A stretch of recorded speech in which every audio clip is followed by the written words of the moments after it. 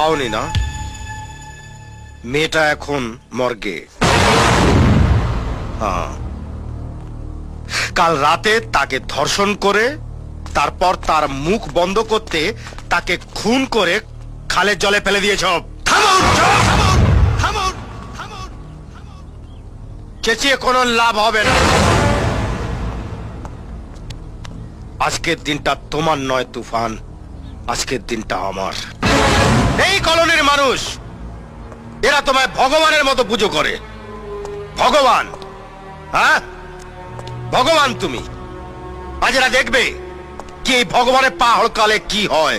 এক মিনিট, আপনি যেটা বলছেন সেটা তো আপনার মুখের কথা।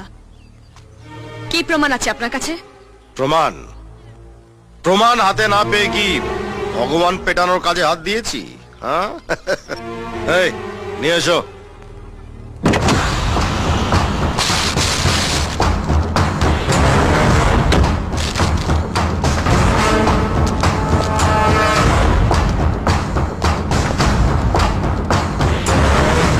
প্রমাণ হলো এই শাড়ি আর এই ব্লাউজ, যেটা কাল রাতে মেয়ের পরনে ছিল। মেয়েটার লাশ জল থেকে তুলে পোস্টমর্টমে পাঠিয়েছি, আর প্রমাণ হিসেবে এগুলো নিজের কাছে রেখেছি।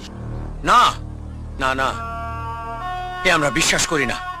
এসব আপনাদের সাজানো গল্প। তাই গল্প? গল্প না সত্যি আপনারাই বিচার করুন। এই যে আপনি আসুন।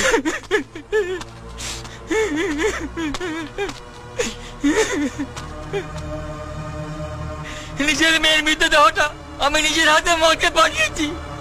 বাবা হয়ে কেউ কখনো মিথ্যা কথা বলতে পারে? বলুন।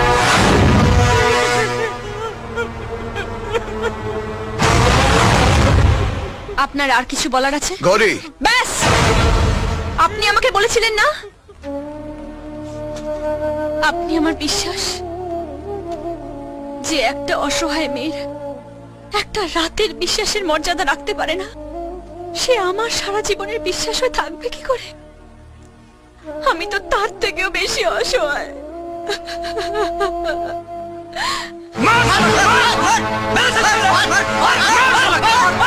তুফান বছরে একাধবার আসে, আর পুলিশ সারা বছর আসে। তোমাকে তোমাকে বাড়িতে আশ্রয় দিয়ে ভেবেছিলাম যে আল্লাহর অভিশাপের খাতা থেকে নামটা কেটে আল্লাহর আশীর্বাদের খাতায় আমাদের নামটা তুলে দিয়েছি। ভাবতেও পারিনি যে আল্লাহর সবচেয়ে বড় অভিশাপটাকে দাওয়াত দিয়ে ডেকে নিয়ে এসেছি। ভগবান, এই কলোনির ভগবান তুমি। আমি তোমাকে দাদা বলে পায়ে হাত দিয়ে প্রণাম করেছিলাম। আমার জীবনের অনেক ভুলের মধ্যে এটাই বোধহয় সবচেয়ে বড় ভুল ছিল আমার। কি ডায়লগ! স্ত্রীকে বলো যে মাথার ওপর দিয়ে নুন আর লঙ্কা ঘুরিয়ে দিতে। ঘুরিয়ে দিতে।